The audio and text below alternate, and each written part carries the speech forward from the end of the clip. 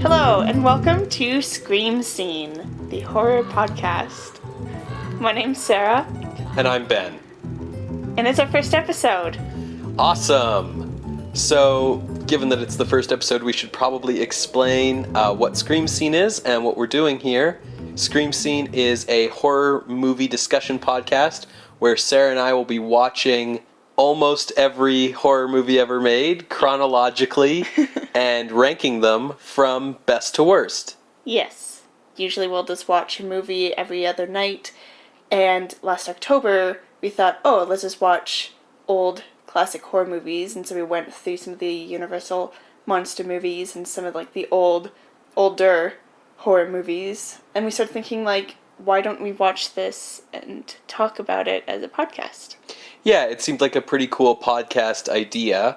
Probably the other big inspiration for this podcast is some of the other big ranking podcasts out there, like Every Story Ever on War Rocket Ajax, or Hark, the Holiday Music Podcast. Mm-hmm. This is a sort of similar idea, but we will be approaching the films chronologically, because I like everything in its neat historical context. Mm-hmm. Yeah. My background is in film production and film studies, so I do have a pretty significant background knowledge in history of cinema, but horror has never been my specialty. I do like the genre quite a bit, but I've always been a bit more of a sci-fi guy. So I've done a lot of English studies back in university, so a lot of my understanding of horror, or at least gothic horror, comes from that literary standpoint. But horror movies are also really interesting because you get to see what the society kind of fears at the time. So an obvious example is with George Romero, where he's explicitly talked about it, with his zombie movies talking about consumerism or racism. But you could even look at slasher movies, and that as an example of the social fear of unsupervised, uncontrolled, sexually driven teens. Right. I think the thing that's always been fascinating to me with horror movies is they're not typically considered one of the prestige genres of film. Mm-hmm. Even sci-fi or fantasy every once in a while gets to poke their heads above and get some respect, right? So, Lord of the Rings gets to win an Oscar, or we all get to recognize that 2001 is a mammoth achievement or whatever.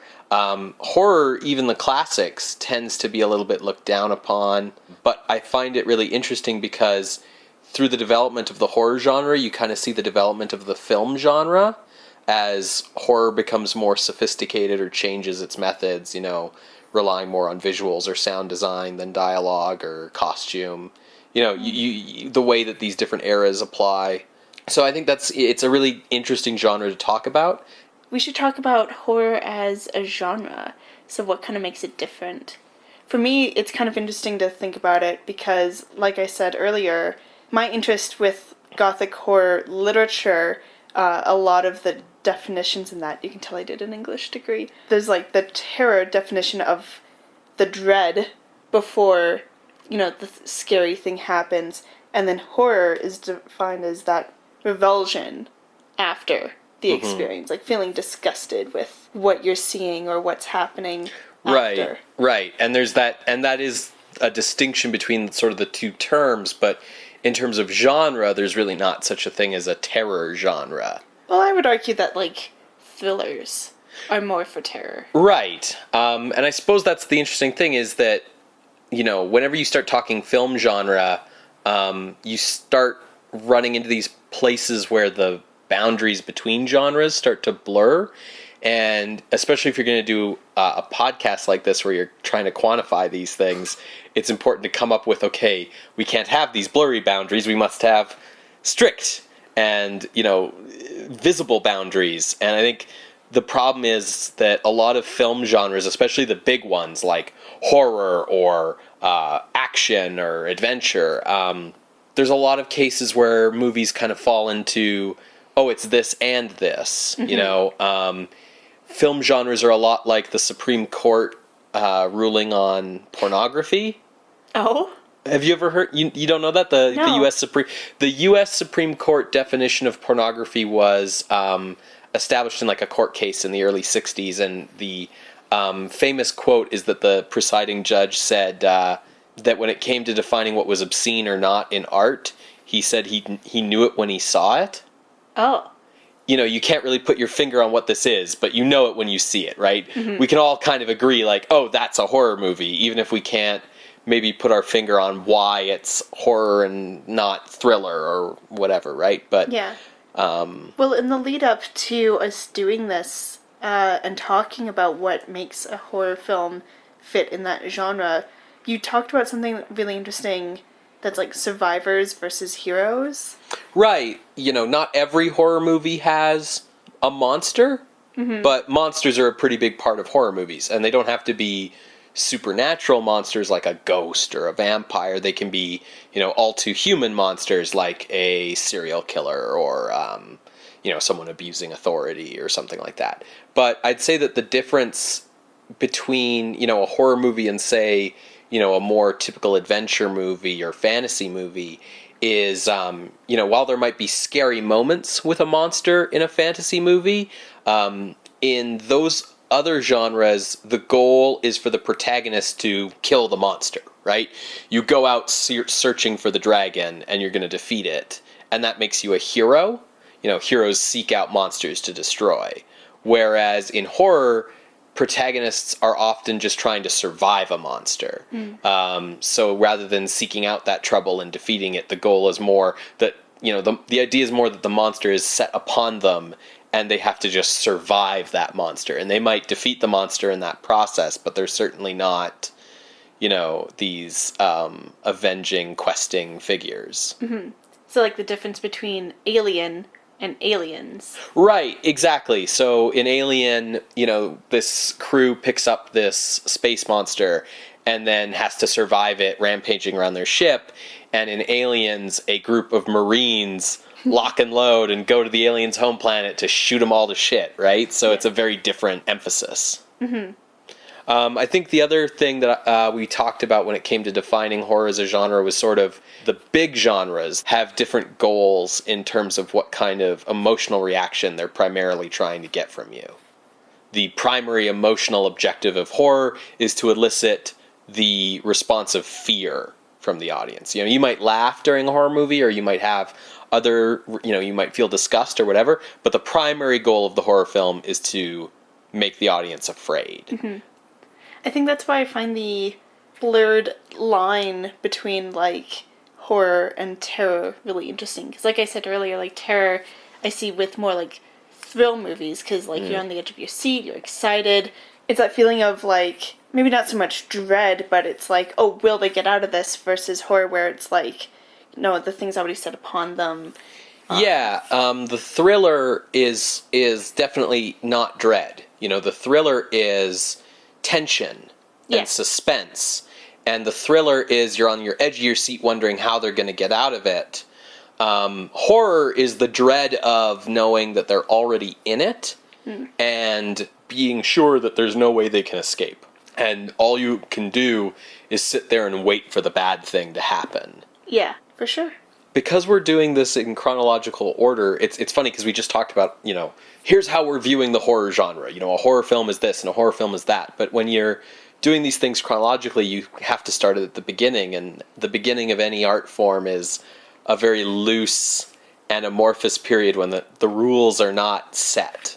So today we're going to be looking at horror films that predate what we would consider today the concept of the feature film. So these are short films. These are 1 or 2 reelers from the 1890s through to the 1910s. And we're just going to be knocking a bunch of these out of the way right off the top because they're all pretty short. Have you seen many movies from this period? I don't think so. One movie that kind of comes to mind that I would have seen would have been The Phantom Carriage, I think it's called. That would have been later. Oh, that would have been, that was a feature film. Oh, okay. What about the German Golem? one. That would have, still been later. We're talking pre-feature films here, so Okay, so I probably haven't seen any of these then. Yeah, we're talking like Trip to the Moon. Have you seen Trip to the Moon? I've seen stills from it. Okay, but you haven't seen it. No. Okay, so that's probably like one of the most famous films from this period. Same with like Great Train Robbery. Yeah. Films like that. So. Buster Keaton films of horror I've seen. The Haunted Mansion. And even that's kind of a little bit later.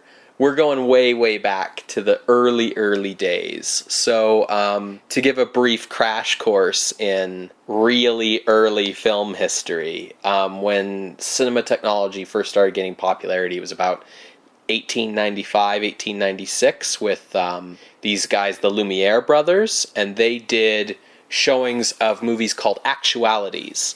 And actualities were the first real kind of movie where there was no story, there was no narrative, it wasn't even a documentary in a sense, it was just a thing that happened. So like a really famous one is called Arrival of a Train, and it's just a shot from a train station of a train pulling into the station. Oh, I've seen that. And that was considered really shocking just because the train's coming right at you. Yeah. But they were movies like that. It was like a crowd milling about, and it was just the novelty of seeing moving pictures. For the first couple of years, that novelty was enough to sustain the industry. There was a young man named George Melies who saw these Lumiere pictures, and Melies was a stage magician and illusionist, and he went, holy smokes, like the film, like this is a cool way to do illusions, basically. So he started making films that were essentially trick films, where they were pretty much the same as a stage show, just with editing being used to make people appear or disappear in very crude kind of special effects. But they were significant because they were the first films to really add narrative. By the early 1900s, people were figuring out editing. They were figuring out cross-editing, going from editing not just to do a trick, but to go from scene to scene or intercut two scenes. And by the 1910s, you were starting to get people like D.W. Griffith in the States figuring out close-ups and long shots and tension and suspense. And by the mid-1910s, you started getting movies of more than, say, a reel or two reels long. You started getting real feature films. So what we're going to take a look at today is real primitive stuff from before kind of that development of feature films, of films with a long length. So we're going to be seeing kind of movies going from the Melies period of just real simple stuff, and then right up to the edge of kind of feature film length works. So the movies we are watching tonight include Le Manoir du Diable from 1896 by George Melies. Melies. None of us are French. None of the two of us are French. I took a year of French. Le Chateau Hante, 1897 by Melies. The Haunted Curiosity Shop, 1901 by Walter Booth. Le Monstre, 1903, Melies. Le Chaudron Infernal, 1903, Melies. The Sealed Room, 1909 by D.W. Griffith. Frankenstein from 1910 by J. Searle Dawley, produced by Thomas Edison, and it's the first film version of Frankenstein, the first of many to come. Yeah, no kidding. Then Dr. Jekyll and Mr. Hyde from 1912 by Lucius Henderson, and another Dr. Jekyll and Mr. Hyde from 1913 by Herbert Brenon, and this version of Dr. Jekyll and Mr. Hyde is kind of significant because it's produced by Carl Laemmle. It's his first horror film, and he went on to found Universal Studios, which is, of course, where we get all those Universal monster movies. Exactly, Sarah. So everything we're watching here is public domain, and you can find it easily in a million places like the Internet Archive, or in this case we're watching all of these off of YouTube. The tricky part with films this old is that they're often available in a variety of print qualities, musical scores. It can sometimes be very hard to find good versions of them, but they are all out there, free to watch on YouTube and other sites. Cool, so we'll be right back. Yeah, so we're going to watch these really old movies. You're going to hear a brief musical interlude, and when we come back, we will be talking about what we thought about these and ranking them. Ooh.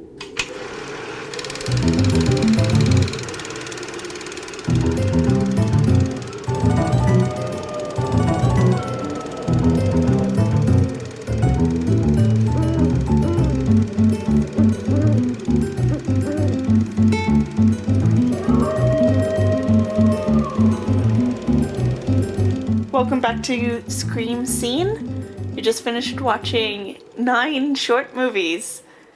Ooh. So before we dove into these, I asked you if you'd ever seen any movies of this sort of vintage, and you had said no.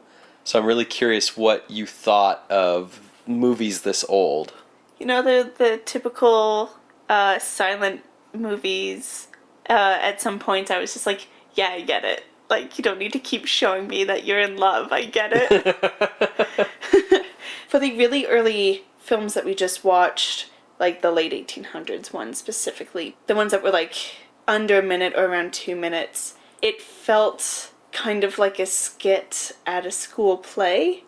Yeah, the tradition that a lot of early cinema came from was vaudeville. Yeah, right? I definitely got that feel. You know, and it was only when guys like D.W. Griffith coming in later tried to class the joint up a bit with more melodramatic kind of things that you started getting plot and character and story. The movies we watched tonight ranged from 1896 to 1913. Yeah. So that's a pretty big spread of years, right? That's 17 years. And you could see kind of, I mean, the development, couldn't you? Oh, for sure. From just like fixed static camera to, suddenly we have more than one shot / scene. Okay, so Now we're getting ahead of ourselves. yeah, so let's dive into these. So the first one we saw was Le Manoir du Diable from 1896, directed by George Melies. Melies. What did you think of that? I mean, it felt, when you said that early cinema really comes from vaudeville a lot, that definitely made a lot of sense to me for this one. I felt that kind of like magician tricks kind of like the devil in the short is kind of the magician doing like all these tricks, like, oh, suddenly I'm a bat, suddenly there's like this girl, suddenly she's a witch or a ghost or whatever you can kind of tell from the film footage. Yeah. Yeah, so that was kind of neat. And the other reason why it really felt like a magician / vaudeville is there seemed to be a lot of jokes to the audience. Like, the audience was in on the joke being played on the night, or whatever that was. Yeah. I don't know if you want to jump in, but there was one other thing that I thought was really cool. Mm-hmm. I kind of noticed it in the other ones, but this was the one that really stood out to me. So there's this idea that comes from the Sergio Leone films where if it's not in frame, then it doesn't exist. And that idea came to mind when, like, the knight ran off and had his hand just out of frame and pulled out a crucifix to scare the devil away. Right. It's like, wouldn't he have seen that? Wouldn't it have been hanging there for him to see? But it wasn't in frame, so it wasn't there. Yeah, and then when it came to all of the tricks with the camera being done, where, like, obviously it's a trick edit, or like a jump cut or something, but it just made me think of that, like, whatever is not directly in view of the camera, so if it's hidden behind the cauldron and pops up, it's, those stairs aren't actually there, she literally just pops out of the cauldron or something. Right, yeah, exactly, because we can't see the trapdoor or whatever. Yeah. The word that came to mind that I wrote down for this one was spoopy. Yeah, I can see that. Because, like, it's got all these spooky accoutrements, right? And this is traditionally considered, the first horror film. And so it's got, like, bats and ghosts and black magic and witches and devils and goblins and skeletons. But it's not really scary. And I don't think it was ever intended to be. This isn't a case of, like, oh, yeah, back in the day, people were really scared of this kind of thing. Like, I think the effect it was meant to have on an audience was to go, wow, when, like, these trick edits happened. Like, how did he make that person disappear? How did they turn that into a bat? That's, oh, wow. It's a novelty. And I think the intended effect is comic. Yeah, I would agree. Yeah. Definitely. So not really not a true horror film, more of a comedy with horror dressings. Yeah. Yeah. Props and such. Yeah. It's that comic feel that made me think of magicians, because the magician, it's why you never want to actually volunteer to be the magician's helper when they're on the stage and they're like, who wants to help me out with this? Because you're going to get the prank. Everyone else will be in on the joke, but you're the one who actually has to experience it. Yeah. Is that pretty much all we have to say for that first one? Yeah, I mean, it's like 3 minutes long. Oh, it's 3 minutes. The first one's 3 minutes long. Yeah, how much can you talk about with 3 minutes? We're going to find out, because the second one that we watched, Le Chateau Hante, from 1897, so the next year, also by Melies, is even shorter. It felt like a sequel, because I think it was the same actors in the same costumes. It looked like the same set to me, too. It looked like a remake of... Like, this is Le Chateau Hante, so the haunted castle. The first one was basically Mansion of the Devil. Yeah. Like, they're the same title almost, the same premise. It was the same kind of thing, like, people running around, things turning into other things appearing out of midair. It was the same kind of gags. The first one, Mansion of the Devil, was 3 minutes long. This was 1 minute. The only real difference was... The color. Right.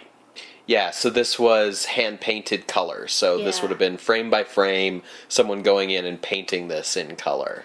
I wonder if, because I totally agree that it feels exactly the same, I think even like the gags and the tricks and whatever were better in the first one. This one, Le Chateau Hante, is 45 seconds because they were hand-painting, right? They're like, ugh, I don't want to like have to hand-paint 3 minutes. Yeah, exactly. So it's like, you only do a minute because hand-painting is like really arduous.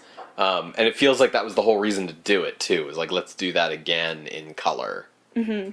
It's the exact same shtick. Yeah. It's the exact same shtick, just in color now. Speaking of the exact same shtick, so our first flick that wasn't Melies was Haunted Curiosity Shop. This was 1901, and this is a different director. This is Walter Booth. I really liked this one. You did? I really liked it. Okay, I'm real curious then. Is that a pun on the Curiosity Shop? No, but if you want it to be, it can be.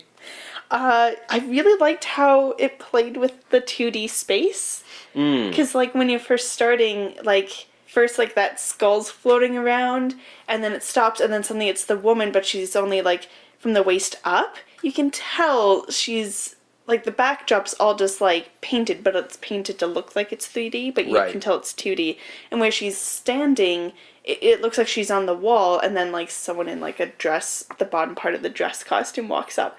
And, like, it's silly, but, like... But it's effective. It's effective. And that's what I found also really interesting about this one, because, like, the first two, it's like, yeah, I know that it's trick edits. I know the trick with the magician. And this one, like... Yeah, I kind of know the trick too, but I found it really fun. Yeah, I suppose it's worth saying that, like, all of these movies are shot, like, as if you were, like, they were plays. Like, just that there's a stage, there's a backdrop. All these movies have really obvious backdrops that are, like, a foot past the camera. And they're just happening in this 2D space of, like, actors standing in front of backdrops with the camera right in front of them. And I mean, the Haunted Curiosity Shop had these, like, creepy children. And anything that has creepy children is just automatically, like... horror to me. Yeah, I think this is the same kind of spoopy, though. Like, it's a haunted curiosity shop, but it's like, it's still not quite scary yet. I think it was very similar to the Melies stuff, except that Melies stuff has a bit of fantasy to it. They were like knights in armor in a castle with like these kind of medieval style demons. And Haunted Curiosity Shop was a bit more quote unquote modern, like 1901 modern, in that it was like a store. And, like, the joke was, like, the store owner can't control the curiosities he's selling. Right, because you had this skull that turns into this lady, and then, like, he can't, and he's trying to, like... The children you're talking about, I think they were supposed to be, like, gnomes or dwarves or something, but it's obviously just 3 girls in, like, oversized clothing with beards. Like, 3 little girls. They were so cute. The only... And then, like, when, like, they ran into each other and, like, the one in front twirls, and it looks like the one that's running into her gets absorbed. Like, I don't know, I found that really effective. It was really cool editing. Very effective kind of tricks. The effects are good. There was also a really weird ending. I don't know if you quite caught it, where, like... Oh, yeah, there was, like, a face. Yeah, it was really freaky. So, like, he tosses all the dwarves into the pot, and there's, like, this whoosh of, like, smoke comes out, and then everything goes, like... Like, fades to black. Yeah, and then in, like, this moment where the picture's kind of blurry before it fades to black, this, like, odd face forms in the smoke, not enough that you can tell what the heck it is. That was really weird and creepy. I will give that scary points. Yeah. 5 scary points to Curiosity Shop. Right. Do we want to talk about the racism? the racism. Yeah, so right, because... so the skull turns into a lady, and the shop owner's like, "Oh, a lady! I want ladies!" And then he goes to, like, get her, and it turns into a blackface lady. And then he's like, "Oh, I don't want no blackface lady," and he tosses her in the closet. Well, so I guess I interpreted that as she turns into a witch. Okay. Because she's, like, all hunched over, and she had, like, a longer nose and chin. I just saw, like, it looked to me like she had black skin, and then, like, what pushed it, like, where it was like, okay, they're doing blackface is, like, her lips were not black, right? Yeah. Which is, like, the common blackface style. Yeah, definitely. So maybe I just misinterpreted that. Yeah, my note was, just like Melies, but add racism. Yeah. So, I don't know. Maybe that's also, like, a French-British cultural difference. Maybe. I mean, the traditional imagery of witches is also, like, really anti-Semitic, right? That's true. That's true. So, like you were talking about before the break, we've adjusted what we're afraid of to reflect modern times, so our witches are black now. Oh my god. For, like, 1901 times, I mean. Yeah. Yeah. So the next one's another Melies from 1903. So jumping ahead in time a little bit, Le Monstre? Do you want to talk about this? Sure, yeah. So when we started watching this, it has, like, this backdrop of, like, the Sphinx, and you see the Nile and the moon rising above, and the two characters are in Egyptian costumes, so it's, like, right when it's like, oh, Egypt, super cool and exotic. Mm-hmm. But that's really all there is to its, like, setting. Like, right. Other than that, like, it's not like, oh, it's mummies, it's just like a skeleton. Right. It's a horror movie set in Egypt, but there's no mummies. Yeah. The Egypt stuff's just there for exotic, like, novelty. Yeah. The thing I noticed about this one that it introduced that was new was a plot. Like, a little bit of plot. Okay, there's so little plot that I didn't even notice that. Well, because if you think of, like, the first three, they're really just a bunch of gags that happen, right? Like, the first two are just things happen to dude in a castle. And then, like, the third one's just things happen to dude in a shop.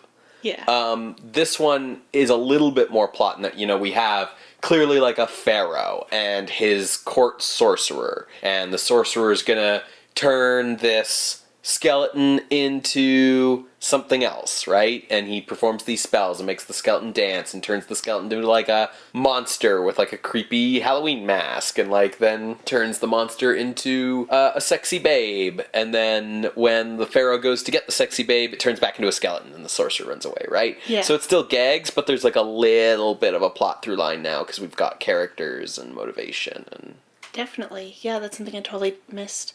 What this one got me thinking about, and I think it's because Le Monstre we watched after the Haunted Curiosity Shop, which I did really like, is, you know, I found Le Monstre very spoopy, kind of, like, spoofy as well. Mm-hmm. And it got me thinking about, like, once you know the magician's trick, is it really thrilling or spooky anymore? Sure, yeah. Because, like, the gags in it were, again, still with the trick editing. A couple times, you know, you see the monster and it's, like, kind of ghostly garb start to, like, hover really high or go really low and get sunk into the ground. And at one point its head starts waving around, but you can, like, see the stick and the person in the costume, like, losing control of the stick before bringing it down. And it was just, like, I was like, okay, like, whatevs. Right. You know? Whereas, like, Curiosity Shop...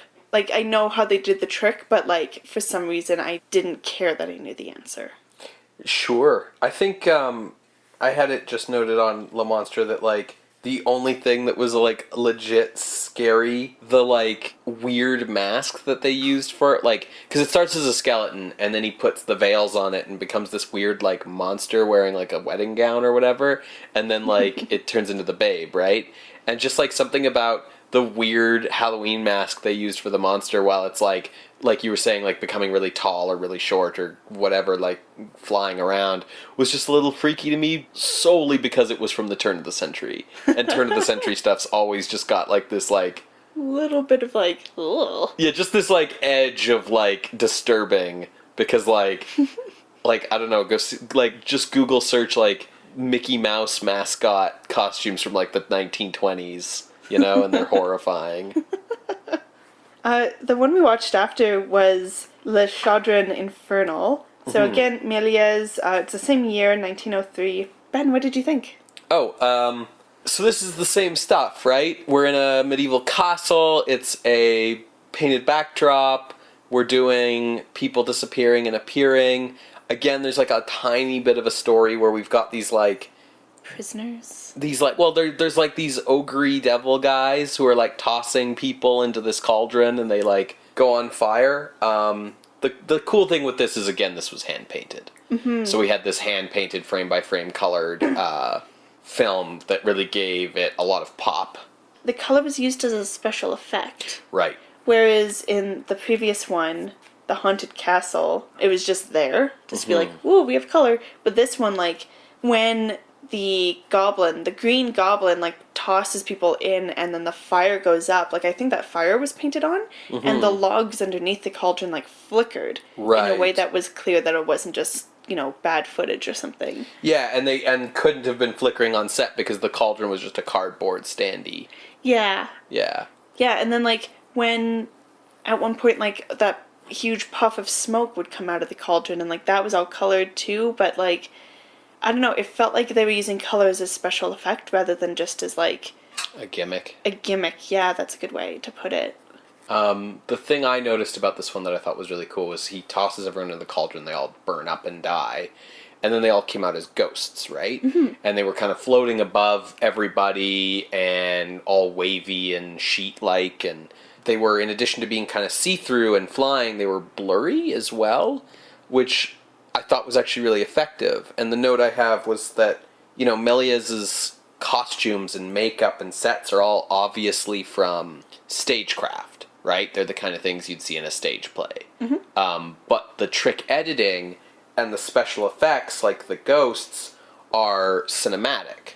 They're things that you wouldn't be able to do in a play. And I think that those are the most effective parts of his films, is the stuff that's purely film-based. Mm-hmm. His other stuff is like, yeah, that's some hokey stuff. But, like, the ghosts are really impressive. Like, the effects, the trick editing. Like, you were saying the magician's trick, and it's like, yes, but they still look really good. Like, the trick edits, the jump cuts, the dissolves look better in these than in films made afterwards, Mm-hmm.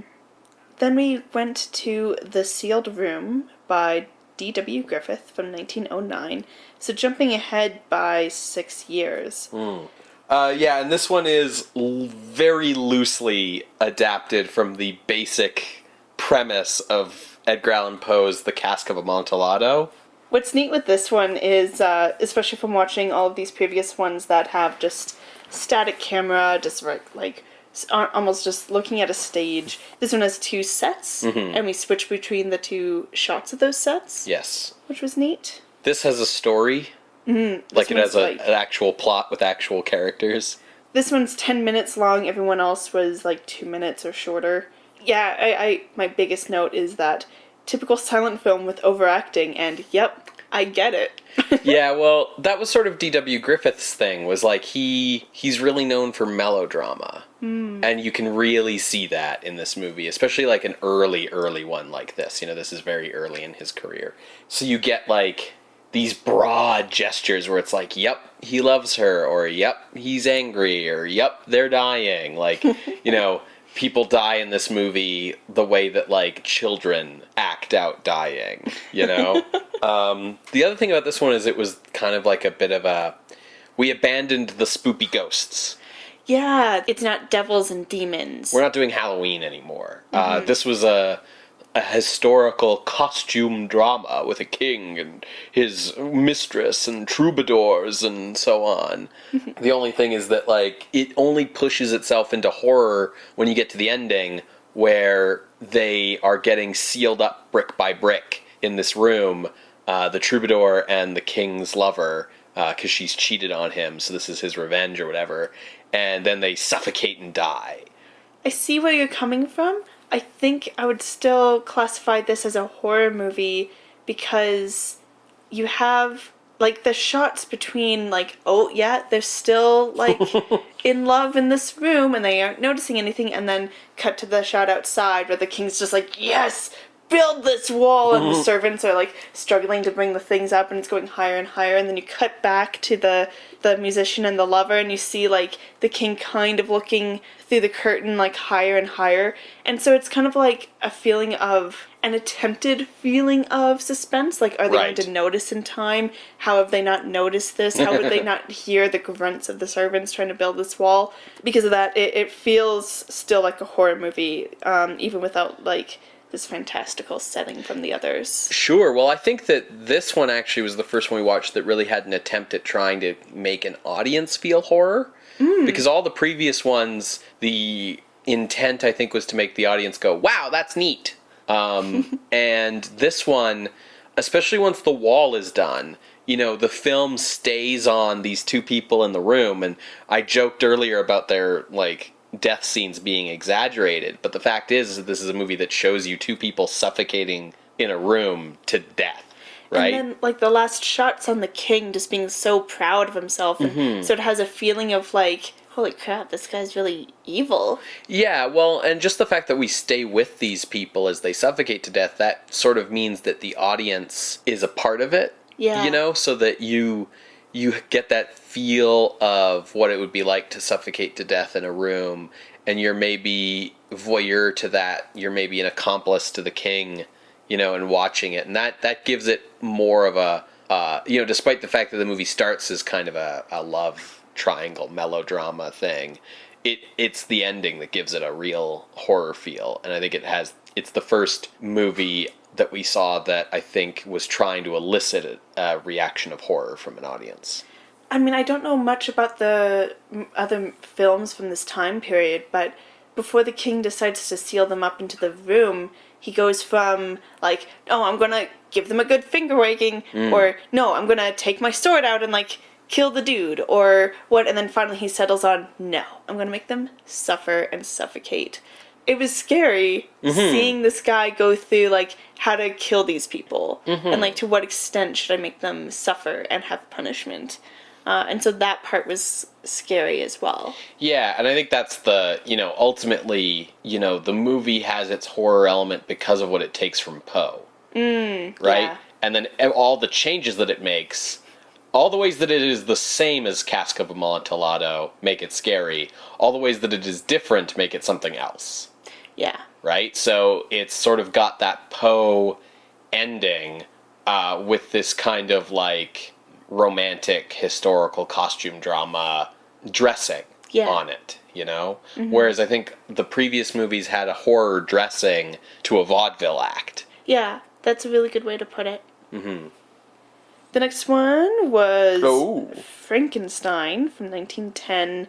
So this is directed by J. Searle Dawley and produced by Thomas Edison. Oy. This movie. We're going to have a lot to talk about with this one. So you took Frankenstein in school, in university. Yeah, I have experience with that novel. And this movie, I didn't write down how long it is, but I think it's like 10 minutes. Yeah, it's like 10 to 12 minutes, somewhere in that range, yeah. And it just drags you along at each, like, major part of the movie. It's like suddenly he's going to school. No, suddenly he's creating the monster. Yeah, just hops, skips, and jumps along. So you're just, like, holding on for dear life. The note I had was surprisingly accurate to Shelley in the broad strokes, but of course at this length there is nothing but broad strokes. Yeah. You can't do anything more specific here. I did like that there was, like, a title card at the very start that said it was a liberal adaptation. Like, okay, I know what I'm in for then, you know? More Hollywood movies should have that now, you know? Like, when you go in to see the latest Hollywood version of Pride and Prejudice, just like a big card that comes up that says, loosely adapted. We read the Coles notes of this. Coles notes? Sparks notes? Cliff notes. Cliff notes is what I wanted to say. This movie, I really liked the special effects. Yeah. When he's creating the monster, writing down notes and doing research and whatever, as there's like this skeleton just hanging out in his chair, whatever. And like you do when you're an alchemist. when you're an undergrad, really. And so then he's taking all of these like chemicals or whatever into this big cauldron in the back room, dumping them in, there's smoke coming out, and then he just closes the door and like locks it. And as if like, okay, just let it simmer for 10 minutes and check up on it later. Right. And as he peeks through the peephole, that's when you start to see the monster be created. And it's like, Ben, you'll know like the technical term for it, but basically they took whatever the costume was for the monster and burned it and filmed it and then played that in reverse to show it being created. Yeah, and it was in sort of layers so that you had, there was the monster's wig and costume and so on, but then clearly behind that they had a skeleton and they had things to look like muscle and stuff, so that you're right, they burnt it and then they reversed the footage. They're projecting it in reverse. Mm-hmm. And when they do that, you see like the skeleton form first, and then it looks like muscles forming around the skeleton, and then other things forming around that, right? Yeah. They give it a really cool look because they burnt it in layers, it looked like. And I guess the way that it was in layers explains how they were having the arms move, because I wasn't really sure how they were doing that when it would be burning. Mm-hmm. So that's really cool. Yeah, the note I had was that the monster's creation felt more like alchemy than like science, in that he's taking a bunch of ingredients, tossing them in a pot, and kind of boiling, like cooking this monster to life, which actually reminds me more of the novel. Because, like, in the novel, Shelley talks about Paracelsus and Hohenheim and, like, alchemists. And, when you read the novel, you don't get, like, buzzing Tesla coils like you do in, like, the movie sort of conception of Frankenstein, Yeah. At the end, in the credits, it mentioned that the makeup was done by the same actor who played the creature. That's really common in old Hollywood films. Old films, really, just in general, was the expectation that an actor did his or her own makeup. And I thought it was really well done. You could kind of see where the bald cap started on his forehead, but it was kind of like a raised head with like this wild hair and almost like a football player's shoulder gear, but then like really skinny legs. I don't know, it looked really impressive for the time period. The effect it sort of gave in my mind was that of like a primitive man. Oh yeah, and had like long spindly fingers. Yeah, like just the big shaggy hair and the like kind of torn tunic clothing and stuff. It made me think of like Missing Link or Neanderthal kind of look to it almost, Mm-hmm. And then it just kind of goes a little weird. Right. It's like, oh, I've made this monster. I'm horrified. Let's go back to my home. To be fair, he does that in the novel. He gets freaked out by the monster and goes like, well, I'll just go home and get married. Whatever. Let's just pretend that didn't happen. But, like, the title cards were like, oh, the monster's following him, but you never really got a sense of that. Right. The monster just shows up. Yeah. So the main part where like the monster shows up and causes some havoc is this weirdly framed shot where like you see kind of a living room place on the left, and then on the right it's really just like this very large mirror, so you can see people coming in from the door. 2 shots for the price of 1. Exactly. And full disclosure, I love it when people use mirrors like that in films. Like it's just like it's so cool, and like other kinds of reflection. Yeah, it's clever. Yeah, and it seems really hard to achieve. For the first time we see this kind of framing, so we can see people coming into the door. That's really it. It really only causes tension because we see the monster come in and Elizabeth's just walked off screen. Assumed Elizabeth, since I don't think she's actually named in the thing. But yeah, the monster comes in and people in the room can't see him, but we can see him because we can see the mirror. Mm-hmm. And then the second time we see that framing is when the movie realizes, oh, I only have a minute left in the reel. Oh, the bizarro ending. Yeah, like Fight Club ending. So the monster is like, realizes that love overcomes all, runs into this room with the mirror set up, and looks at himself in the mirror, is like, oh, I'm so ugly. How can anyone ever love me? And then suddenly he's just in the mirror? Like, he doesn't have... he disappears from reality, and he's only in the mirror. And then Frankenstein comes in, sees the creature in the mirror, and is just kind of, like, stunned, and he's like, what is going on? I don't know, either cuts or whatever, but the suddenly, mirror creature becomes Frankenstein. Yeah, and so it's like, it was Frankenstein all along. That's the implication. I have no idea what the movie was trying to do with this ending. I was so confused. Like, this is the weirdest ending that I've ever seen to an adaptation of Frankenstein, and I've seen a lot of adaptations of Frankenstein. I just feel like Frankenstein turned to Elizabeth and it's like, you've met me at a very strange time in my life. So I looked up, so I had to look this up because this was so weird to me. So I looked up this movie, and I guess there's like a statement from Thomas Edison explaining that they wanted to adapt the story but not have any of the scary stuff in it.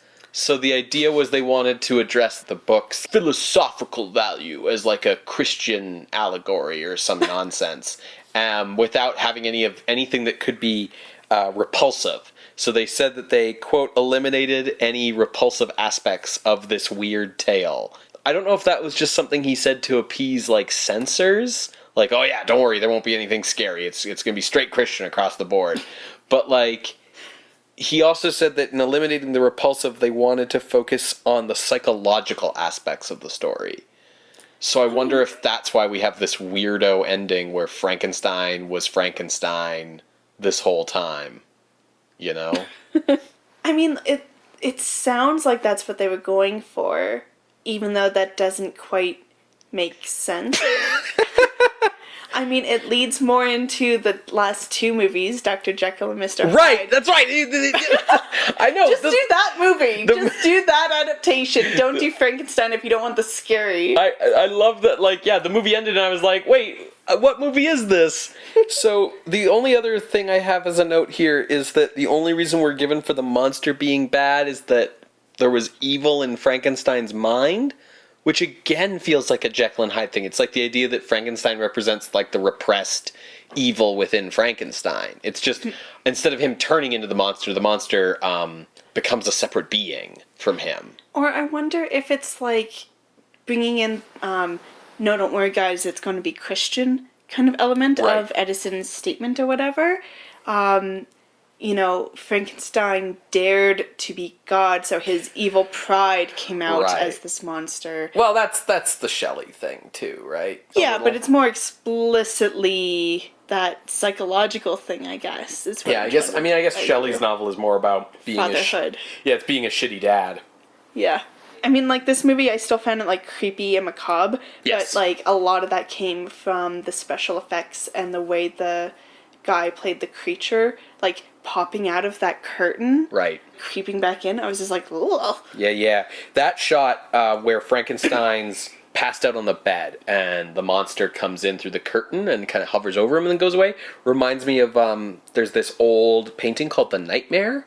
Have you ever seen it? I think so, yeah. Yeah, it's the one where it's the girl kind of stretched out on the bed and there's like the little demon lying on top of her and there's like a frickin' literal nightmare, like a horse, like peeking in through the curtain.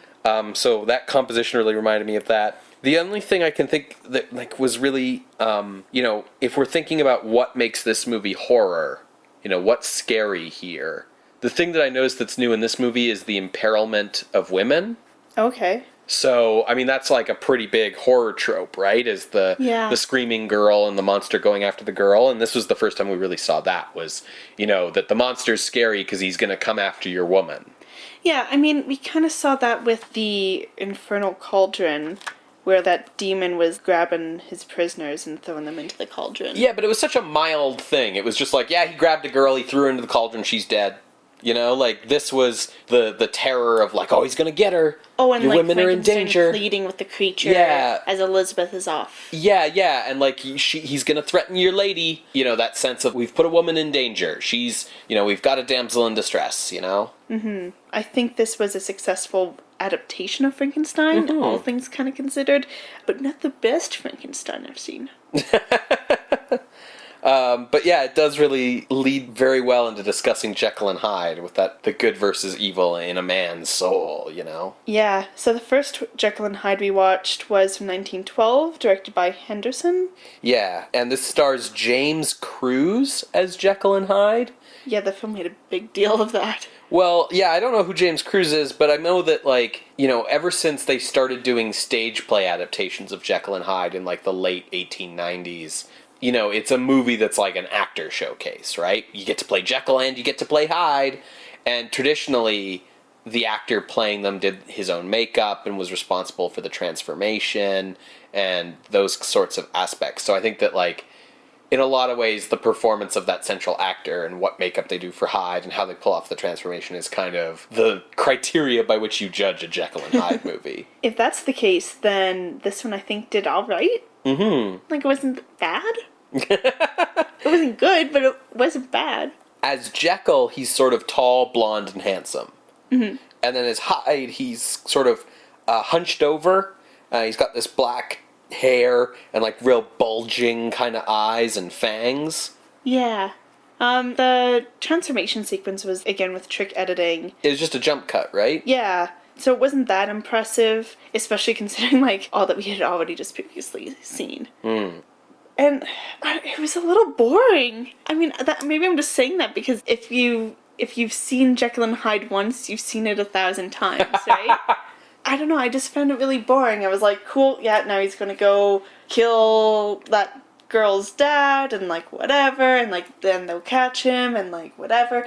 This one, he committed suicide, which was interesting. Yeah, so he kills himself because he can't transform back. So he threatens this girl who's the minister's daughter, which is like, Which I should say, you know, this whole idea of Jekyll having a fiancé with a dad who's a pillar of the community or whatever, he threatens the girl and kills the dad and stuff, that's from the stage play. Oh. None of that's in the book. But the incident where he tramples that kid in the street, that's in the novel. Where he just, like, runs over a kid and tramples them. But yeah, so here he kills the dad and then he can't transform back to Jekyll, so he kills himself. And I thought that was really interesting because it begs the question of who's in control, right? Why would Hyde kill himself? Mm-hmm. Right? So does that mean that there's some, you know, who's really in control of Hyde? Is it a totally different entity, or is it really just Jekyll acting out his worst impulses, right? Yeah, I hadn't considered something like that. Mm-hmm. The other thing that, just from a filmmaking perspective, I don't know if you noticed, but that shot where he's got the poison, and he's going to take the poison, that was our first close-up. You're totally right. I was so distracted by trying to read what was on the bottle. I'm pretty sure it just said poison. Yeah, I assumed after he took it and didn't move after. You're totally right. That's really interesting. Yeah, so that's 1912 to get to a close-up. The other thing, from just a filmmaking perspective, I noticed on this one was we got off of proscenium stage sets. Mm-hmm. We got outside. We had outdoor shooting with real sunlight in real, like, looked like parks and outsides of people's houses and stuff, which gave it a little bit of more of, like, a realism feel than, like, the kind of stage-bound feel we'd had up to this point. Definitely. So, okay, so there was that version of Jekyll and Hyde. I actually really liked that version. I thought it was, you know, it's 10 minutes long, it's a one-reeler, but it was a very stripped-down Jekyll and Hyde, but it covered your basic points, right? Yeah. You know, there's Jekyll, he becomes Hyde, Hyde does bad shit, Jekyll feels bad, things go out of his control, he dies at the end, right? Like, yeah. It covered your basic points. So then immediately after, we watched a version of Jekyll and Hyde that was twice as long, 2-reel film from the next year, directed by Herbert Brenon and produced by Carl Laemmle. What did you think of the second, longer Jekyll and Hyde? Oh, it was... If the first one was boring, this one was doubly boring. This one was garbage. Because I felt like, cool, they have the longer runtime, but they didn't know what to do with it. Exactly, because I have the same note. Yeah, they were just like, cool, he transforms, then they chase him, then he changes back and he's fine, then he transforms, then they chase him, then, like, he changes back and he's fine. Oh, and it's my like, God. I fucking get it. It was so repetitive. It was just endless scenes of him. He's Jekyll, so he takes the potion. So now he's Hyde. So he goes out. He does something bad. They're like, oh, that Hyde. They chase him. Oh, that Hyde. He goes back home. He transforms back to Jekyll. He feels bad. He turns back into Hyde again. He goes out. Like, and, like, they had the thing of trampling the kid and, like, bribing the dad, which was hilarious. The title card said, Hyde agrees to pay for the child's injuries, and, like, he just pays off the dad. Right. And getting his friend to bring him the medicine because he can't get to the house himself. And that's an incident from the book as well. Yeah, and so I was like, oh, cool. And then it was like, part 2. And I'm like, Yeah, it oh just my kept god. fucking going. It was so boring, but the thing that really wrecked this one, honestly, King Baggot was real bad. Oh, yeah. Real bad. So the guy, by the way, the guy playing Jekyll and Hyde in this movie's name was King Baggot, just to be clear on who I'm talking about. What a name. But yeah, he was, like, if your Jekyll and Hyde adaptation is judged by its acting and its makeup and its transformations, this was real bad. Yeah. So we have tall, silver fox kind of looking guy. Like, right, he had, a weird blonde thing on the top of his head. Well, he has, like, dark hair and a gray streak. He's got the, like, Sweeney Todd look going on. Does whatever. And then his Hyde, I'm gonna, like, just walk around with my butt on the floor with, like, keep my hands as if they're T-Rex arms. And just, like, flail around like that. He looked like a child kind of doing, like, a bad caricature of, like, a mentally disabled person. Yeah, it made me feel like... It made me think of ableism and made me really uncomfortable. The note that I had was crouching around on his haunches like Gollum for no reason, not threatening, and in fact comical. He's supposed to be scary, right? Everyone's reacting like, oh, how horrifying. But he's just this, like, little dude walking around on his knees, kind of swinging at people with, like, his little crouched in T-Rex hands. And, like, the actual face makeup, I couldn't quite tell what he was going for. It was like darker skin and darker hair and kind of like buck teeth, kind of like Mickey Rooney in Breakfast at Tiffany's kind of look. And it just looked ridiculous. It looked comical. It never looked threatening or scary. No. What I did like about this one compared to the previous one, and I think it's because it had the longer runtime, you got to know the other characters besides just Jekyll/Hyde. Right. You meet his lawyer friends, you meet the girl and her dad, sort of. You get to see him being a charitable doctor at the beginning. Right, and that's the other thing that's taken from the play, is this idea that Jekyll is this charity worker. And so that and the girl and her dad, that whole plot, and this idea that he spends so much time with his charity patients that he's not spending enough time with the fiancée, right? That's right from the play adaptation. In Stevenson's novel, it's more that Jekyll's just his repressed dark side. It was about Victorian society, right? And the repression of that society. In the play and the kind of the movies, which kind of, as a tradition, the movies kind of take more after the play, there was more this idea of turning Jekyll into, like, a saint, so that, like, Hyde was more evil just by comparison to how good Jekyll is. But Jekyll's just like a generally respectable guy in the novel. He's not this, like, saintly figure helping charity cases, but you definitely get that in the play and in the novel, or in the play, but in the films based on the play as well. Because, I mean, I think it's because we just watched one after the other, but in the second one, also probably because we see more of Hyde being, a little, like, troublemaker, we see this great capacity for kindness. And I feel like it's saying that, like, whoever has this kind of great capacity for kindness has equally great capacity for evil? Right, except that, I agree with you, and I think that's supposed to be the point. The problem is that, like, Hyde in this second version never came across as evil. Yeah. The first version, the James Cruise Hyde, I could buy as, like, evil. He kind of had this, like, he murdered that kid in the street and, like, this kind of stuff, and he murders that minister. This Hyde, like, murders people by just kind of jumping at them, and then they fall over. And, like, the rest of the time, he's just, like, there's a scene where he's supposed to be, like, causing a ruckus in a bar or something. And all that happens is he, like, walks down the steps and kind of, like, goes, rah, at everybody. And they all go, oh, no! And then he, like, walks away. Yeah. Like, he just kind of, like, is a jerk. That's kind of the extent of his evil. Yeah. That's it. He's just a weirdo. He's just a weird little man. And everyone reacted to Hyde as, like, oh, this incredibly hideous thing. Like, everyone's just like, oh my god, he's touching me. Blah! But he didn't look... The makeup did not match people's reactions. No, the makeup in the first one was much better. And if the makeup is the responsibility of the actor, and the performance is the responsibility of the actor, then King Baggot failed. Like, he was real bad. And he's bad as Jekyll, too. Like, there's the scene where it's like, Jekyll feels remorse, and it's like a solid minute of him just reaching out his hands to God, like, I'm sorry, and like wandering around his house doing the same gesture over and over again.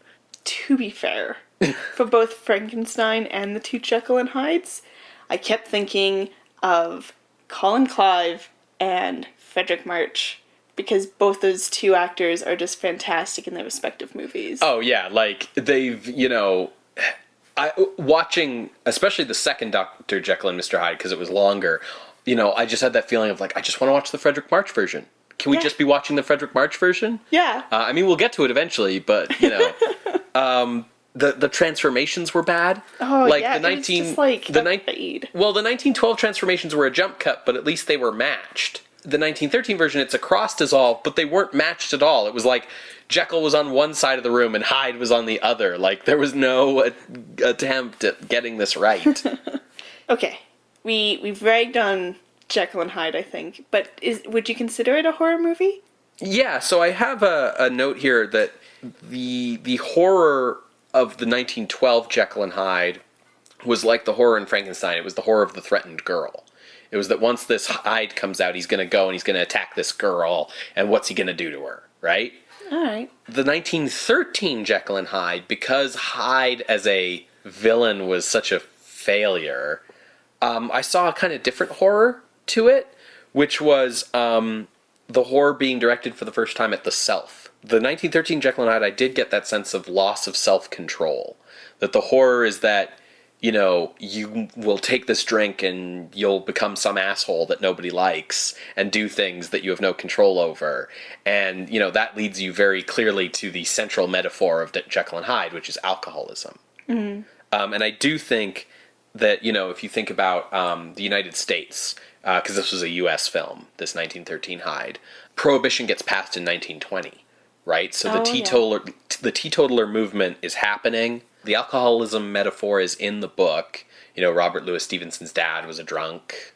I think that's really where that movie's coming from. And, like, there was that weird Catholic imagery in it, where, like, just for no reason, there's that scene of Jekyll, like, outside a church while, like, a bunch of, like, choir boys pass him. Oh. And it was like, why is this in here? Yeah. And it's like, I think that in this movie, Hyde dies for no reason. He's not shot. He doesn't kill himself. He can't get any antidote to turn back to Jekyll, and then for no reason just kills over dead, right? And they do that thing that most versions do, where once he dies, he turns back to Jekyll, right? He always dies as Hyde and turns back to Jekyll. But why does he die? If it's an alcoholism metaphor, it makes sense, because drinking too much alcohol will kill you. Yeah. Okay. So I do think it's a horror film, because it's the horror of the loss of self-control.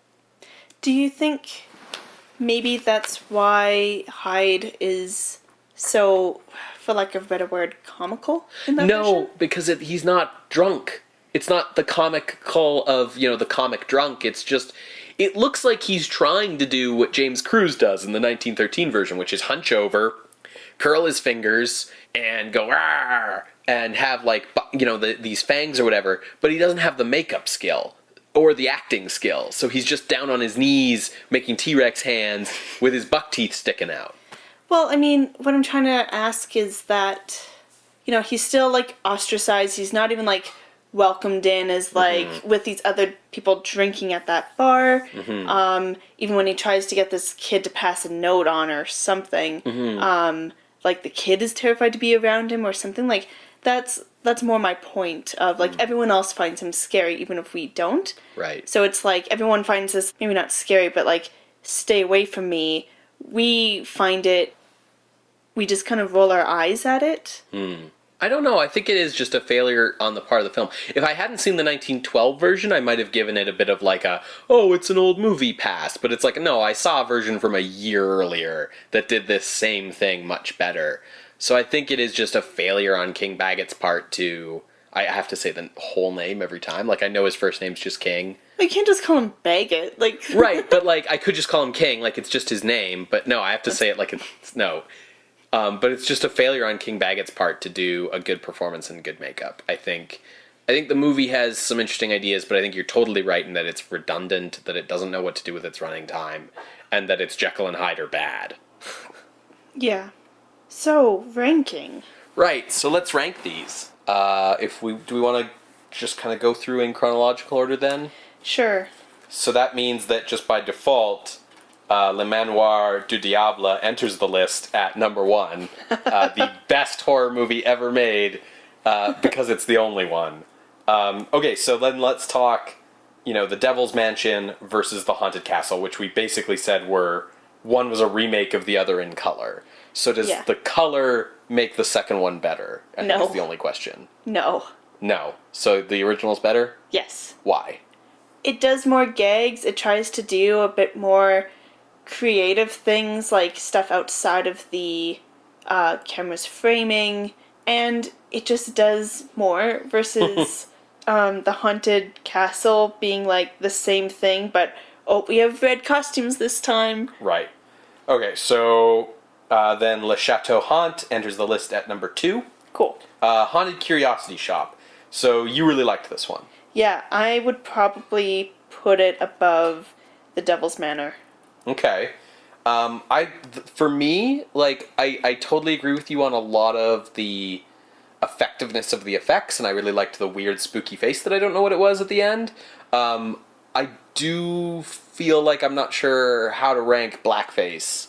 So it kind of like Melies, like, but Melies maybe should get some points for inventing these trick edits that this guy used in Curiosity Shop, and should maybe get some points for no racism?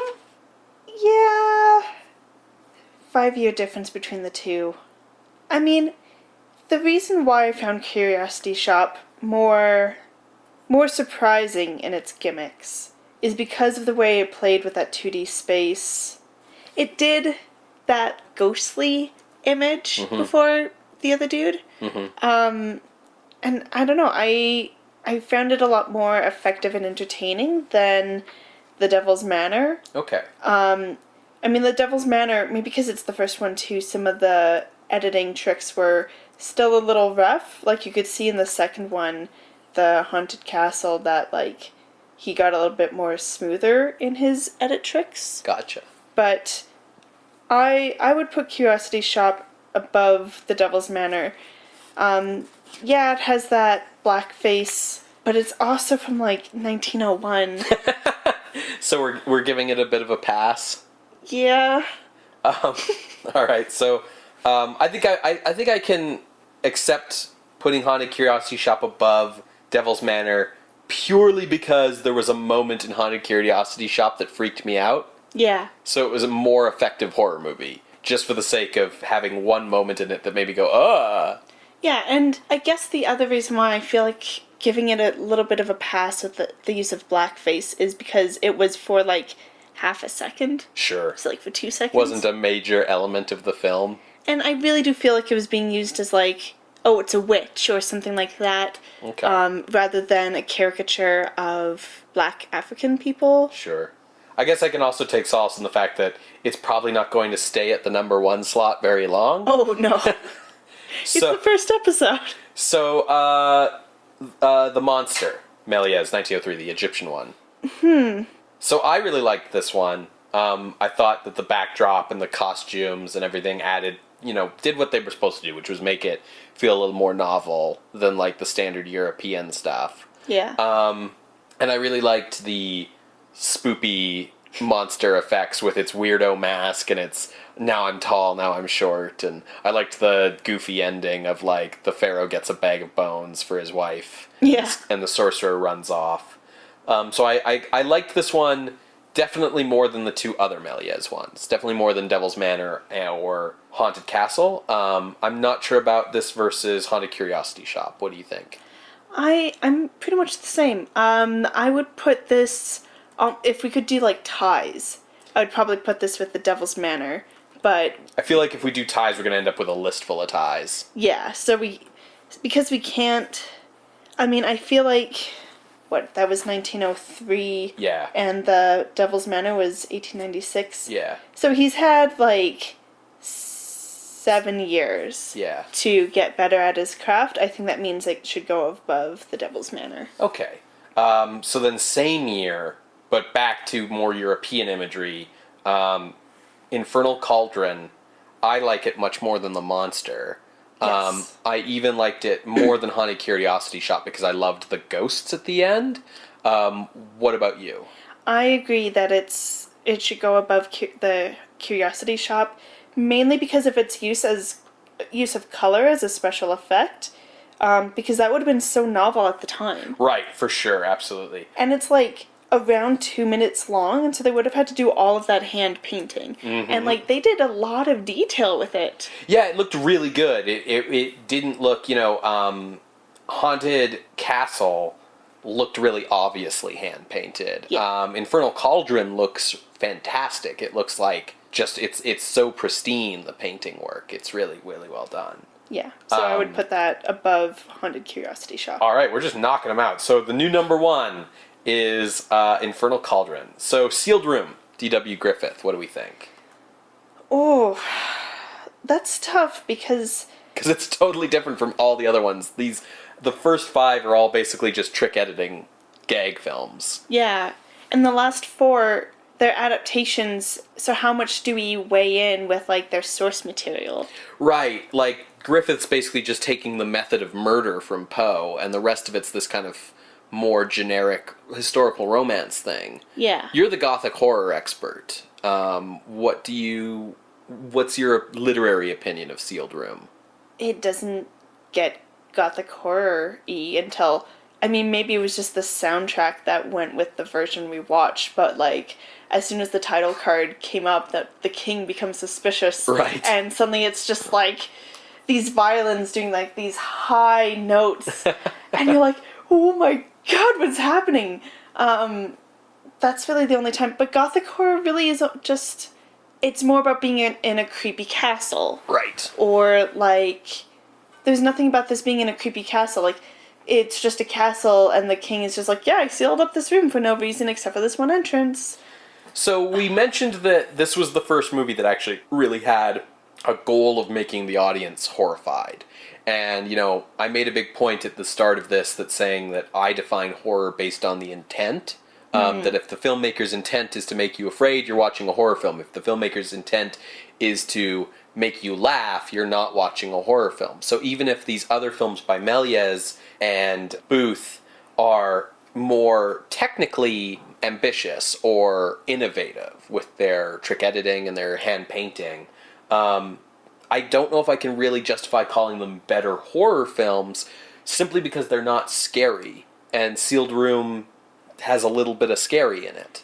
Yeah, and I really liked your point about watching these people suffocate, how the audience feels like an accomplice to the king, especially because the implication is that the king has the 2 servants building the wall murdered as well, just like shot off screen.